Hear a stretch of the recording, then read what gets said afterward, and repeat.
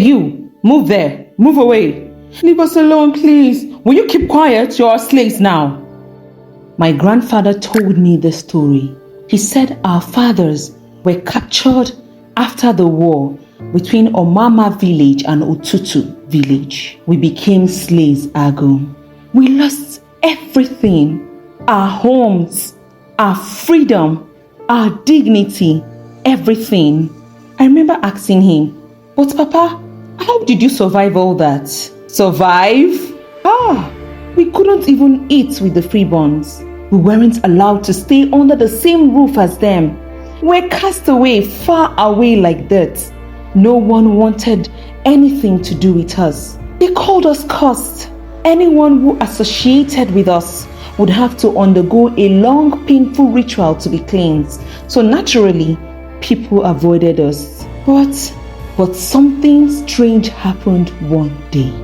My grandpa's voice was hushed with intrigue. He said, I was in the forest gathering firewood when I heard a voice so beautiful.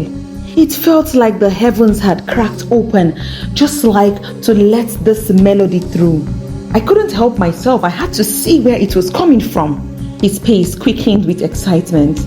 Carefully, I moved through the trees, trying not to make a sound.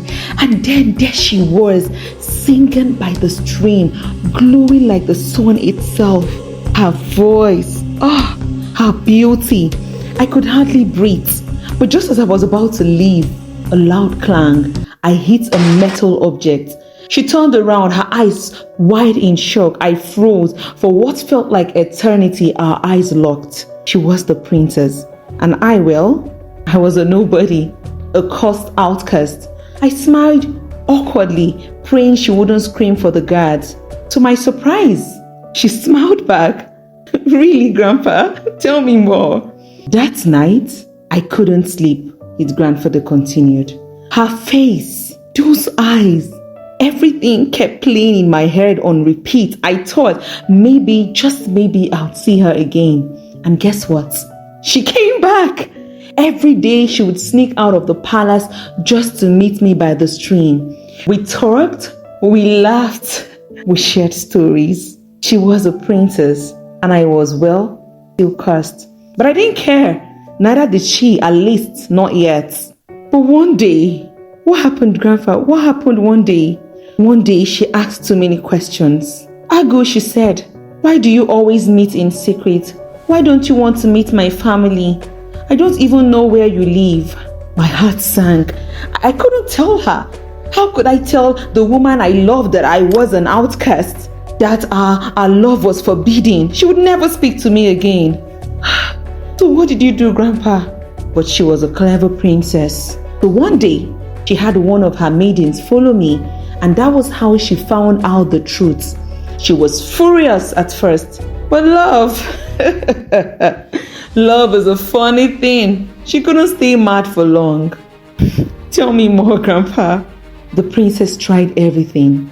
She begged her mother, the queen, to accept me. But Lola was furious. She warned her daughter to stay far away from me, saying there was no cure for the curse of an outcast. But the princess, she wouldn't give up. She kept seeing me even though the consequences grew more dangerous. But one day, royal guards stormed into our compound.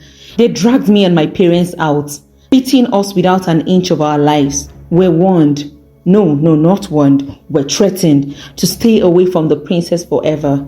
The king's daughter, no less. It was madness. But my princess, my stubborn, beautiful princess, she snuck out to see me again.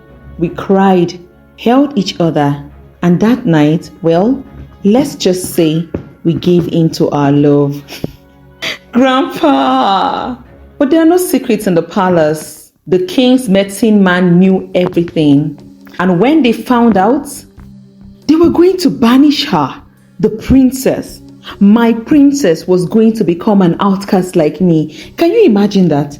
The daughter of the king, an outcast. Grandpa, what happened then? My son. The king was devastated. He couldn't let his daughter suffer the same fate as me and my family.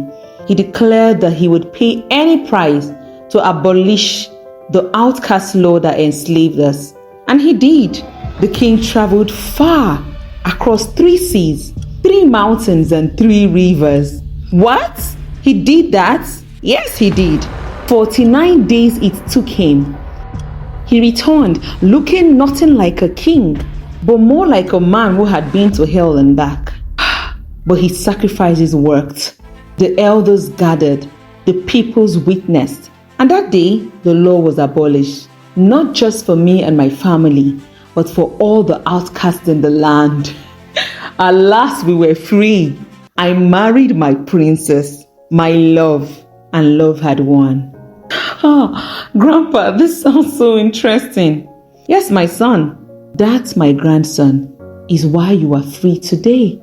It wasn't an easy journey, but love is powerful enough to break even the oldest chains. If you haven't subscribed yet, now is the time. Like, share, and hit the notification bell so you never miss a story as powerful as this one. Love you all.